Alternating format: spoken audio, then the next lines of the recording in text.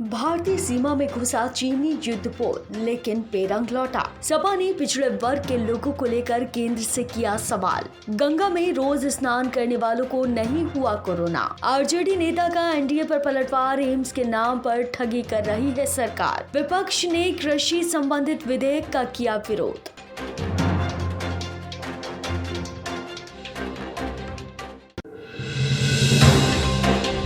चीनी सेना लगातार भारतीय सीमा में घुसपैठ का प्रयास कर रही है, जिसके तहत चीनी सेना लगातार एलएसी पर घुसपैठ करने की कोशिश कर रही है। लेकिन अब हिंद महासागर के जरिए भी भारत की सीमा में प्रवेश की साजिश की जा रही है। चीन का एक युद्धपोत हिंद महासागर क्षेत्र में नजर आया था, लेकिन नौसेना की निगरानी के कारण वो खाली हाथ वापस लौट गया। मलक्का जल संधि के तहत चीन हो चुका है भारत के आगे मजबूत। चीन को भारत के रोक लगाने का सता रहा है डर। समाजवादी पार्टी राज्यसभा सत्र के शून्यकाल के दौरान केंद्र सरकार पर निशाना साधते हुए कहा कि पिछड़े वर्ग के लिए आरक्षित कोटे अब तक नहीं भरा गया है। साथ ही पिछड़े वर्ग के रिक्त पदों पर भी काफी समय से कोई भर्ती नहीं की गई है। तो अब केंद्र सरकार बताए कि आखिर कब तक पिछड़े वर्ग पर ध्यान दिया जाएगा। पिछड़े वर्ग के साथ हो रहे अन्याय के कारण युवाओं में अब रोष भर चुका है। सपा ने कहा कि 1994 से अब तक केवल 10% रिक्तियां ही भारी हुई हैं। इससे केवल असुरक्षा की भावना बढ़ रही है। कोरोना वायरस के कारण छाए संकट के बीच एक बड़ी राहत वाली खबर सामने आई है। दरअसल बीएचयू के सीनियर चिकित्सक ने दावा किया है कि रोजाना गंगा में स्नान करने वाले को कोरोना वायरस का संक्रमण नहीं हो रहा, जिसके बाद एक दल अब गंगा के पानी और गंगा के किनारे रहने वाले लोगों के सैंपल लेकर टेस्ट कर रहा है। गंगा में अब वायरोफेज होने की जानकारी मिली है, जिससे बड़े बड़े वायरस का असर खत्म हो जाता है। हालांकि अगर ये बात साबित हो गई तो देश में कोरोना संकट से राहत मिलेगी।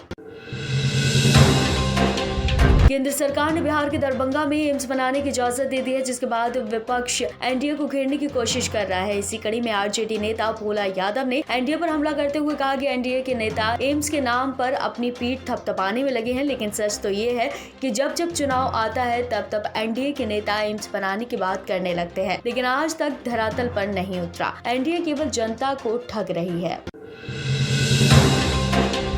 आज सदन में कृषि मंत्री नरेंद्र सिंह तोमर ने किसानों के साथ भले कृषि उपज एवं कीमत आश्वासन संबंधी विधेयक को पेश किया, लेकिन कांग्रेस और विपक्ष दल के नेताओं ने इस विधेयक का विरोध जताते हुए इसे काला कानून करार दिया। कांग्रेस ने कहा कि एमएसपी प्रणाली का प्रयोग किसानों की सुरक्षा कवच को कमजोर करेगा और साथ ही बड़ी कंपनियां किसानों का शोषण शुरू कर देंगी। अमेरिका ने राष्ट्रपति चुनाव से पहले राष्ट्रपति पद के उम्मीदवार जो बिडेन ने एक बार फिर से वर्तमान अमेरिकी राष्ट्रपति डोनाल्ड ट्रंप पर निशाना साधा। बिडेन ने कहा कि मुझे कोरोना वायरस की वैक्सीन बनाने को लेकर अपने वैज्ञानिकों पर पूरा भरोसा है। मुझे वैक्सीन पर भी पूरा भरोसा है, लेकिन डोनाल्ड ट्रंप पर नहीं है। यहाँ तक कि अब अमेरिका की जनता भी ट्रंप पर भरोसा नहीं कर रही। आपको बता दें कि 3 नवंबर को अमेरिका में राष्ट्रपति पद का चुनाव होना है। अमेरिका ने भारत की जासूसी करने को लेकर 5 चीनी नागरिकों को गिरफ्तार किया। चीन की कंपनी शेनझेन इन्फोटेक और झेंझुआ इन्फोटेक पर भारत की जासूसी करने का आरोप लगा है। ये जासूसी कम्युनिस्ट पार्टी की सरकार के लिए की जा रही है। ये खबर के मुताबिक चीन की सरकार 10,000 से ज्यादा अधिक भारतीय लोगों के संगठन पर नजर रख रही थी। भारत सरकार ने इस मामले में जांच के आदेश दिए हैं।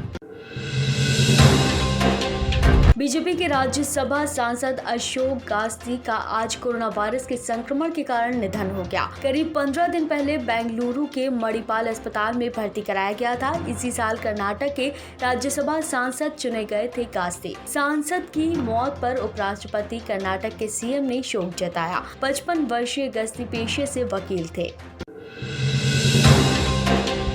रक्षा मंत्री राजनाथ सिंह ने आखिरकार चीन की हरकतों को लेकर अपनी बात कही। राजनाथ सिंह ने कहा कि चीन की गतिविधियों ने साफ किया है कि चीन की करनी और कथनी में काफी अंतर है। उन्होंने कहा कि हम दोनों देशों के विवाद को शांतिपूर्वक तरीके से सुलझाने के लिए प्रतिबद्ध है। हालांकि दुनिया की कोई ताकत नहीं है जो भारतीय सेना को पेट्रोलिंग से रोक ले। सुशांत सिंह राजपूत की मौत को लेकर रोजाना कई बड़े खुलासे हो रहे हैं। अभी हाल ही में सुशांत के फ्लैटमेट सिद्धार्थ पठानी ने खुलासा किया। सिद्धार्थ ने कहा कि दिशा सालियान की मौत के बाद काफी डर गए थे सुशांत। उन्होंने कहा कि सुशांत ने कहा था कि मुझे भी मार दिया जाएगा। आपको बता दें कि सीबीआई ने दोनों की कड़ियां जोड़ने की कोशिश की है और अब तक रिपोर्ट्स के मुताबिक दोनों की मौत आपस में जुड़ी हुई है। हो सकता है कि दिशा की मौत भी आत्महत्या ना हो बल्कि हत्या हो। आप देख रहे हैं नेट्रिक न्यूज, साहस सच कहने का।